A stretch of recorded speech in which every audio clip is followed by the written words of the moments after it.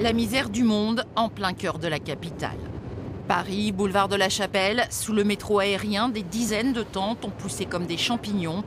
Quelques 300 migrants s'y entassent. Un vrai mini-Sangatte.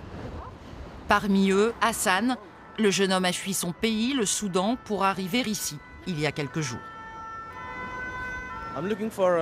Je suis à la recherche des droits de l'homme. Sincèrement, on ne voyait pas l'Europe comme ça. Dans l'espoir d'un statut de réfugié ou d'un voyage vers l'Angleterre, tous ont en commun l'attente d'un départ, de papier, ou tout simplement, comme Yassine et Zakaria, marocains, de jours meilleurs. Pour nous, il n'y a pas des aides pour les papiers ou l'asile, tout ça. Non.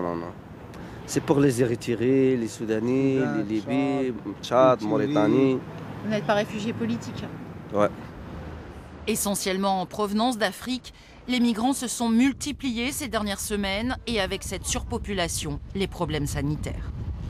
Nous, on a des odeurs d'urine qui arrivent quand on ouvre notre fenêtre le matin. On a vu plongeantes sur les tentes les détritus, les odeurs d'urine. Il y a des corbeaux qui commencent à venir parce qu'il y a des tas de détritus et on n'avait pas de corbeaux avant qu'ils venaient. Qu'est-ce que vous faites ici? Rien du tout. On attend que les autorités fassent quelque chose pour nous. On n'a rien ici. Pas de nourriture, pas d'eau, pas de toilettes. On fait nos besoins dans la rue. Une situation devenue alarmante aujourd'hui, mais qui en réalité dure depuis près d'1 an.